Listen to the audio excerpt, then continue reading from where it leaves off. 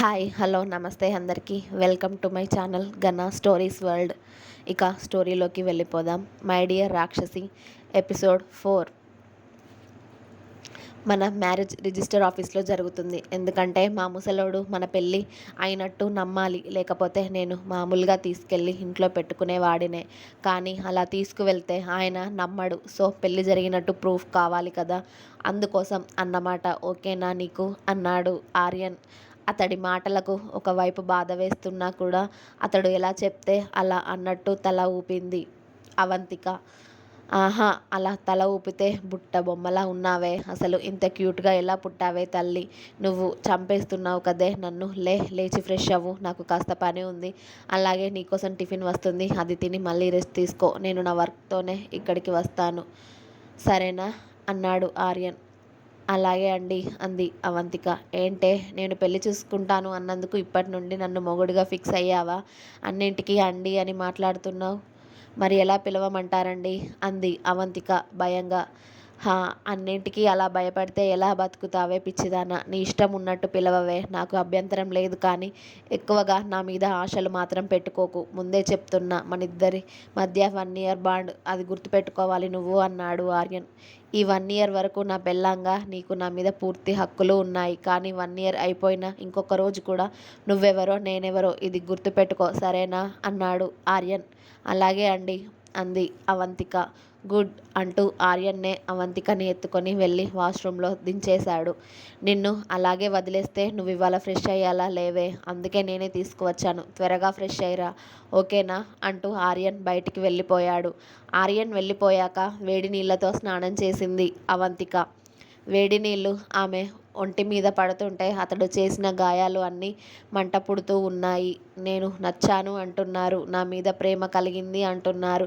కానీ సంవత్సరం వరకే మీతో ఉండాలి అని కండిషన్ పెడుతున్నారు. ఎలా అర్థం చేసుకోవాలి ఆర్యన్ గారు? మిమ్మల్ని జీవితాంతం మీ కాళ్ళ దగ్గర పడి ఉండమని చెప్పినా అలాగే మీ బానిసలా ఉండిపోతాను కదా. పదే పదే విడిచిపెడతాను అని నా మనసుని ఎందుకు బాధ పెడుతున్నారు మీరు? తప్పో ఒప్పో నా శరీరాన్ని మీకు పంచి పూర్తిగా నేను మీ దాన్ని అయిపోయాను. ఇప్పుడు మీరు నా మెడలో తాళి కడితే జీవితాంతం మీ భార్యగా మీ దగ్గరే ఉంటాను. కానీ మీకు అది ఇష్టం లేదు. ఈ సంవత్సరంలో మీ మనసు మారి నన్ను మీ దగ్గరే ఉండమనేలా మీరే మీ నోటితో చెప్పాలి అని అనుకుంటున్నాను. కానీ అది అయ్యే పనేనా ఏమో, నా వంతు ప్రయత్నం నేను చేస్తాను. ఇక ఆ తర్వాత ఆ దేవుడి దయ అనుకొని అవంతిక స్నానం పూర్తి చేసి తను వేసుకోవడానికి డ్రెస్ లేకపోవడంతో మళ్ళీ చీరే కట్టుకొని కూర్చుంది. ఆర్యన్ అవంతిక దగ్గర నుండి వాళ్ళ ఇంటికి స్టార్ట్ అయ్యాడు. ఇంద్రభవనంలాగా వెలిగిపోతుంది ఆ ఇల్లు. ఆర్యన్ కారు చూడగానే వాచ్మెన్ గేట్ ఓపెన్ చేశాడు. ఆర్యన్ కార్ పార్క్ చేసి ఇంట్లోకి వెళ్ళేసరికి వాళ్ళ తాతయ్య, ఆర్యన్ నాన్నగారు అయిన రాఘవేంద్ర గారు హాల్లో కూర్చుని ఉన్నారు. ఏంటి ఓల్డ్ మ్యాన్, నా కోసమే ఎదురు చూస్తున్నావా అంటూ ఆర్యన్ వెళ్ళి ఆయనకి ఎదురుగా కూర్చున్నాడు. అయిపోయాయా నీ లీలలు? ఇప్పటికి గుర్తొచ్చిందా నీకు ఇల్లు అన్నారు రాఘవేంద్ర గారు కోపంగా. ఎందుకంటే ఆయనకి ఆర్యన్ గురించి అన్ని విషయాలు తెలుసు. ఓ తాతయ్య, ఈ జీవితం ఉన్నది ఎందుకు? ఎంజాయ్ చేయడానికే కదా. ఎంజాయ్ అంటే బంధుత్వాలు బాధ్యతలు అన్నీ వదిలేసి గాలికి తిరగమని కాదు ఆర్యన్ అన్నారు రాఘవేంద్ర గారు. చూడండి తాతయ్య, నువ్వు నాకు ఇప్పుడు వాటి గురించి క్లాస్ పీకకు, అసలే అలసిపోయి ఉన్నాను అంటూ ఆర్యన్ అతడి గదికి వెళ్ళిపోయాడు.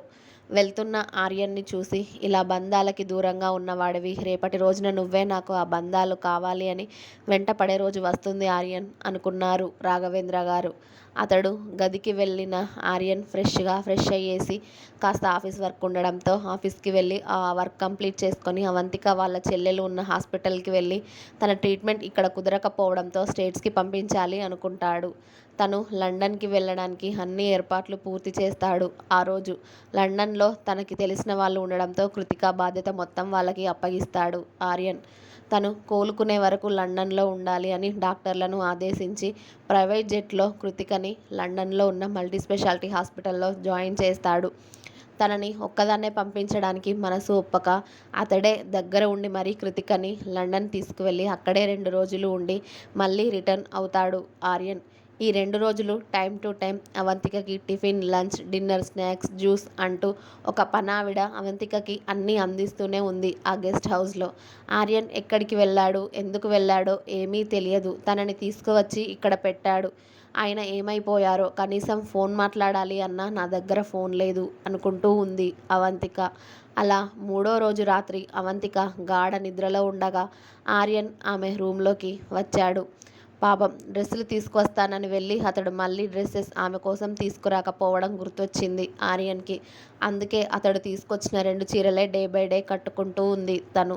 చీరలో ఆమె నడుము దగ్గర చీర చెదిరి ఆమె నాభి అందంగా అతడిని ఊరిస్తూ రమ్మని ఆహ్వానిస్తూ ఉంది అతడిని. ఉఫ్! వచ్చి రాగానే నాకు ఈ టార్చర్ ఏంటే అమ్మాయి. నువ్వలా కనిపిస్తే నేను ఆగేది ఎలాగే? నా వల్ల కావట్లేదే. ఈ 3 డేస్ చాలా అలసిపోయాను. ఆ స్ట్రెస్ తీరాలి అంటే ఇప్పుడు నా మెడిసిన్ నువ్వేనే అంటూ మెల్లిగా బెడ్ మీద ఆమె పక్కన వాలి ఆమెనే తదేకంగా చూస్తూ ఉన్నాడు ఆర్యన్. అవంతిక ఒక సైడ్‌కి తిరిగి చెంప కింద చేయి పెట్టుకొని అమాయకంగా అతడి కళ్ళకి కనిపించింది. ఇంత అమాయకంగా ఎలా పుట్టావే రాక్షసి! అసలు నీ క్యూట్‌నెస్‌తోనే చంపేస్తున్నావు తెలుసా? అంటూ అసలు ఇంత అమాయకంగా ఎలా పుట్టావే రాక్షసి! నీ క్యూట్‌నెస్‌తోనే చంపేస్తున్నావు తెలుసా? అంటూ ఆమె బుగ్గపై చెయ్యి వేసి చిన్నగా నిమిరాడు ఆర్యన్. అతడి స్పర్శకి అవంతిక చిన్నగా కదిలి అతడి చేతిని ఆమె చెంప కింద పెట్టుకొని మళ్ళీ నిద్రపోయింది హాయిగా.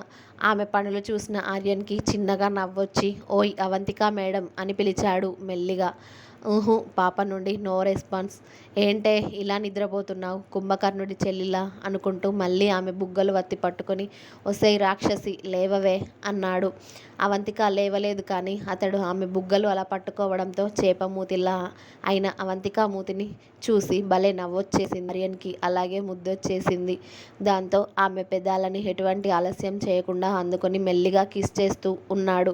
పెదాలపై మంట పుట్టడంతో అప్పుడు మెలకువ వచ్చిన అవంతికకి ఆమెకు అతి సమీపంలో ఆర్యన్ కనిపించడంతో ఆర్యన్ గారు అంది ఆశ్చర్యంగా. ఏంటే నేను వచ్చింది కూడా నీకు సోయలేదా? అలా పడుకున్నావు. ఎంతసేపటి నుండి లేపాలి అన్నాడు. అయ్యో సారీ ఆర్యన్ గారు, నాకు మెలకువ రాలేదు క్షమించండి అంటూ భయపడుతూ బెడ్‌పై నుండి లేచి కూర్చుంది అవంతిక. తను అలా సడన్‌గా కూర్చోవడంతో ఆమె పైట చిన్నగా జారుతూ ఆర్యన్‌కి అందాల విందు చేసింది. అది చూసి మనోడు ఆగుతాడా? అస్సలు ఆగకుండా మళ్ళీ ఆమె పైట వేసుకోకుండా ఆ పైటను అతడి చేతుల్లోకి తీసుకున్నాడు. ఆర్యన్ గారు అంది అవంతిక తడబడుతూ. అతడి చూపులు ఆమె ఒంటిని నిలువెల్లా గుచ్చుతుంటే. ఏంటి అవంతిక గారు అంటూ ఆ చీరని అతడి చేతికి చుట్టుకుంటూ ఉన్నాడు ఆర్యన్. వదలండి అంది అవంతిక బిడియంగా. పట్టుకుంది వదలడానికి కాదండి అంటూ ఆమెని అతడికి దగ్గరగా లాక్కొని బెడ్ మీద పడుకోబెట్టాడు. అవంతిక కళ్ళు టపటపా కొడుతూ అతడినే బెరుకుగా చూస్తూ ఉంటే ఎందుకే అంతలా భయపడతావు? నేనే కదా అంటూ ఆమె చెంప మీద చేయి వేసి నిమిరాడు ఆర్యన్. అతడు ఆమె కళ్ళల్లోకి చూస్తూ ఉంటే భోజనం చేశారా మీరు అని అడిగింది అవంతిక. ఇన్ని సంవత్సరాలలో తన ఆకలి గురించి పట్టించుకున్న రెండో మనిషి అవంతిక. మొదటగా రాఘవేంద్ర గారు ఎప్పుడైనా ఫోన్ చేసి అడుగుతారు భోజనం చేశావా లేదా అని. కానీ మొదటిసారి ఇలా తనని ఒకరు భోజనం చేశావా అని అడగడం. నిజంగా అతడికి చాలా ఆకలిగా ఉంది. కానీ ఈ టైంలో ఎవరిని ఇబ్బంది పెట్టకూడదు అని అలా సైలెంట్గా ఉన్నాడు. అతడి కళ్ళల్లో ఆమెకి ఏం తెలిసిందో ఏమో కానీ మీరు ఇంకా తినలేదు కదా, నేను వెళ్ళి భోజనం తీసుకొస్తాను, మీరు హ్యాండ్ వాష్ చేసుకోండి అంది అవంతిక. నేను తినలేదని నీకెలా తెలుసు అన్నాడు ఆర్యన్. ఏమో నాకలా తెలిసిపోయింది. పైగా మీ కళ్ళు చూడండి లోపలికి పీక్కుపోయాయి. ఈ 3 రోజులు మీరు అసలు ఎక్కడికి వెళ్ళారు అని అడిగింది అవంతిక. ఇంకా ఉంది. నెక్స్ట్ ఎపిసోడ్ రేపు వస్తుంది. Please like and share, comment, subscribe my channel Ghana stories world. Thank you.